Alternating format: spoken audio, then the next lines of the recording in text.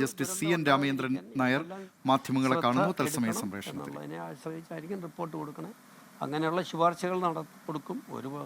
ഒരു കാരണവശാലും ഒരു ഉത്സവത്തിനെ വർണ്ണാഭമാക്കുന്ന വെടിക്കെട്ടാണ്. ലോകത്തിലെമ്പാടും ഉള്ളതാണ് വെടിക്കെട്ട്.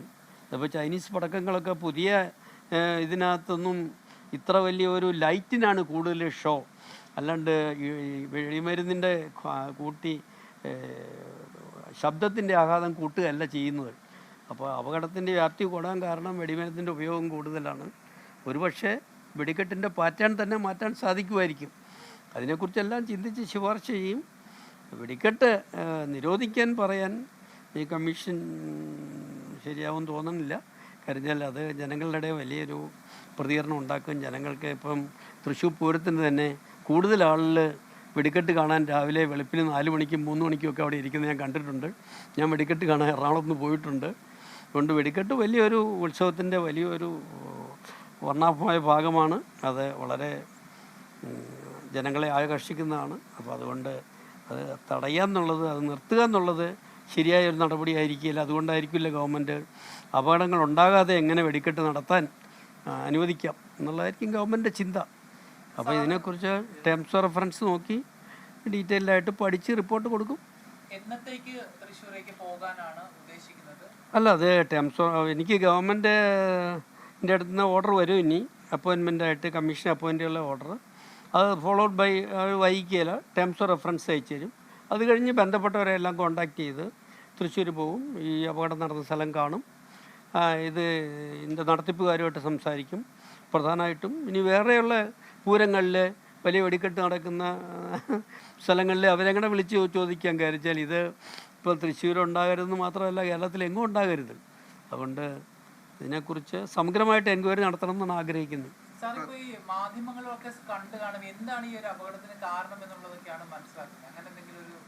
അല്ല, ഈ അപകടത്തിൻ്റെ കാരണത്തിനെ കുറിച്ച് എനിക്കറിയില്ല. കാര്യം വെച്ചാൽ എവിടെയെങ്കിലും ഒരു തീപ്പൊരി ഉണ്ടായി എന്നുള്ളതിന് സംശയമില്ല.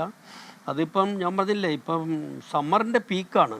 തൃശ്ശൂർ പൂരം തന്നെ ഏറ്റവും മോശമായ കാലാവസ്ഥയിൽ നടക്കണേ. ഏറ്റവും പീക്ക് സമ്മറാണ്.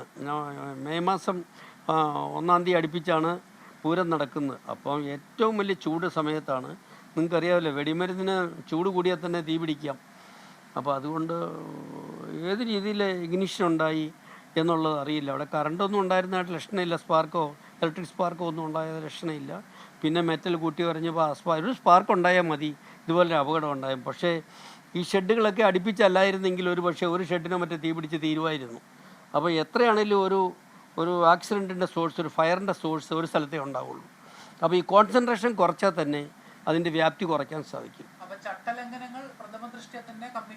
തീർച്ചയായിട്ടും കാണും. ചട്ടലംഘനങ്ങളുണ്ട്, അല്ലെങ്കിൽ അശ്രദ്ധയുണ്ട്. അതുകൊണ്ടാണ് മുൻകരുതലുകൾ എടുത്തില്ല. അതുകൊണ്ടാണ് ഇത്ര വലിയ വ്യാപ്തിയുള്ള ഒരു അപകടം ഉണ്ടായതെന്നാണ് എനിക്ക് പറയാനുള്ളത്.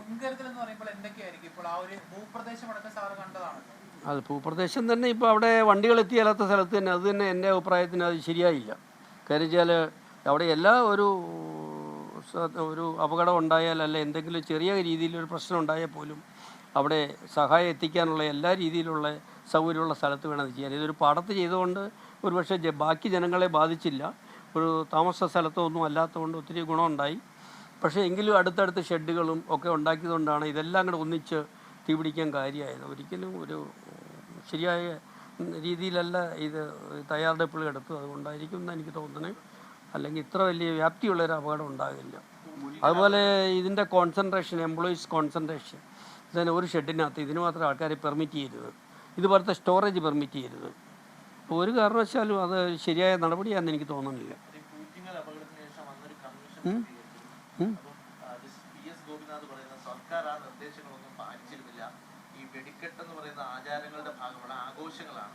അതിലെ ഒരു ഏറ്റവും വലിയ പ്രശ്നം എന്ന് വെച്ചാൽ സർക്കാരിൻ്റെ നിയന്ത്രണത്തിലല്ല ഇതൊന്നും ചെയ്യുന്നത്. ഇതെല്ലാം ദേവസ്വങ്ങളാണ് ചെയ്യുന്നത്. അപ്പം ഇതിനകത്തെല്ലാം ഒരു പാർട്ടിസിപ്പേഷൻ, ഇപ്പോൾ എക്സ്പ്ലോസീവ് എക്സ്പേർട്ടിൻ്റെയോ അല്ലെങ്കിൽ സർക്കാരിൻ്റെ സ്റ്റേറ്റ് എക്സ്പ്ലോസീവ് ഡിപ്പാർട്ട്മെൻറ്റുകളോ ആരെങ്കിലുമൊക്കെ സഹകരിപ്പിക്കണം. അല്ലെ ഫയർഫോഴ്സിൻ്റെ ആരെങ്കിലും ഇതിൻ്റെയൊക്കെ ഇപ്പോൾ ഇവിടെ ഈ അപകടം നടന്നു കഴിഞ്ഞ് മാത്രമേ നമ്മുടെ ഉദ്യോഗസ്ഥന്മാർ അവിടെ ചെല്ലുന്നുള്ളൂ. നമ്മുടെ ഡിപ്പാർട്ട്മെൻറ്റുകൾ അതിൽ ഇടപെടുന്നുള്ളൂ. പക്ഷേ അതേ സമയത്ത് ഇതിൻ്റെയൊക്കെ മുൻകരുതൽ എടുക്കാനും അത് പരിശോധിക്കാനും ഉള്ള റെപ്രസെൻറ്റേറ്റീവ്സിൻ്റെ പ്രസൻസിലെങ്കിലും ഒരാളെങ്കിലും അല്ലെ 1-2 പേരെങ്കിലും അത് സൂപ്പർവൈസ് ചെയ്യാൻ വേണം. യാതൊരു സംശയവുമില്ല. കഴിഞ്ഞാൽ വെടിക്കെട്ട് സമയത്ത് വലിയ പോലീസും സകല സൗകര്യങ്ങളും ചെയ്യുന്നുണ്ട്. പക്ഷേ വെടിക്കെട്ടിന് മുമ്പുള്ള ഈ തയ്യാറെടുപ്പ് സമയം അതുപോലെ തന്നെ പ്രധാനമുള്ളതാണ്. അപ്പോൾ അതുകൊണ്ട് അതിൻ്റെ ഒരു പ്രാധാന്യം മനസ്സിലാക്കി ഇതിനെ എങ്ങനെ മുൻകരുതലുകൾ എടുക്കണമായിരുന്നു. അപ്പോൾ ഇതിപ്പോൾ ഞാൻ പറയട്ടെ, ഒരു ടെററിസ്റ്റ് അറ്റാക്ക് പോലും ഉണ്ടാകാമല്ലോ, ആർക്ക് വേണമെങ്കിലും അതിന് അവിടെ അപകടം ഉണ്ടാക്കാൻ ഒക്കില്ലോ. അപ്പോൾ അതിനൊന്നും അങ്ങനെയുള്ള മുൻകരുതലുകൾ ഇല്ലായിരുന്നു എന്നുള്ള സംശയമൊന്നുമില്ല.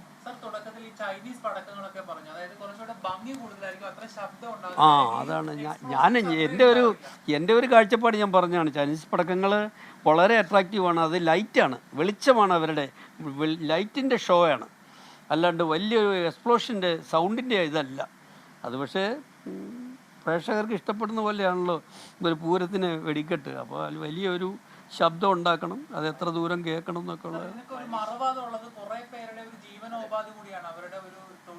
തീർച്ചയായിട്ടും അത് ഞാൻ പറഞ്ഞിട്ടില്ലേ, ഈ വലിയൊരു തൊഴിൽ മേഖലയാണ്, യാതൊരു സംശയമില്ല. അതുകൊണ്ട് ഇതൊക്കെ നിർത്തലാക്കാൻ പറയുന്നത് ശരിയല്ല എന്നാണ് ഞാൻ പറയണേ. ഒരു വലിയ തൊഴിൽ മേഖലയാണ്, വലിയ സാമ്പത്തിക മേഖലയാണ്, യാതൊരു സംശയവുമില്ല. പിന്നെ എക്സ്പ്ലോസീവ് ഇതിന് മാത്രമല്ല, ഇപ്പോൾ നമുക്ക് റോക്ക് ബ്ലാസ്റ്റിംഗ് മുഴുവൻ എക്സ്പ്ലോസീവ് ഉപയോഗിച്ചാണ്. അപ്പോൾ എക്സ്പ്ലോസീവിൻ്റെ പ്രൊഡക്ഷനൊന്നും നിർത്താൻ ഒക്കിയില്ല ഒരിക്കലും. ഒരു ക്ഷേത്രം ഒരു റിലീജിയസ് സ്ഥാപനങ്ങൾ തന്നെ വലിയൊരു എംപ്ലോയ്മെൻ്റാണ്, വലിയൊരു സാമ്പത്തിക മേഖലയാണ് നമ്മുടെ മതസ്ഥാപനങ്ങളെല്ലാം. അതുകൊണ്ട് വിശ്വാസത്തിനേക്കാളും ഉപരിയായിട്ട് ഒരു തൊഴിൽ മേഖല, ധാരാളം പേർക്ക് തൊഴിൽ, അങ്ങനെ ഒരു സാമ്പത്തിക മേഖലയെ എല്ലാ രീതിയിലും എൻകറേജ് ചെയ്യണം. അതിൻ്റെ ഒരു പാർട്ടാണ് ഈ വെടിക്കെട്ടും. അതിൽ ഇൻവോൾവ് ആയിട്ടുള്ള 100 കണക്കിന് തൊഴിലാളികളും എത്ര പേർക്ക് ജീവനമാർഗം തലമുറകളായിട്ടുണ്ട് വെടിക്കെട്ട് പ്രവർത്തനത്തിൽ കൂടെ മാത്രം. അപ്പോൾ അതുകൊണ്ട് ഇതൊരു അപകടം ഉണ്ടായി, അതുകൊണ്ട് വെടിക്കെട്ട് നിർത്തിവെച്ചോ എന്ന് പറയണത് ശരിയാണെന്ന് എനിക്ക് തോന്നുന്നില്ല. തൃശൂർ മുണ്ടത്തിക്കോട് വെടിക്കെട്ട് ദുരന്തത്തെക്കുറിച്ച് അന്വേഷിക്കാൻ സംസ്ഥാന സർക്കാർ നിയോഗിച്ച justice CN Ramachandran Nair judicial കമ്മീഷനാണ്. അതിന് ഏകാംഗ കമ്മീഷനാണ്. അതിന് നേതൃത്വം നൽകുന്ന ജസ്റ്റിസ് CN രാമചന്ദ്രൻ നായരാണ് മാധ്യമപ്രവർത്തകരെ കണ്ടത്.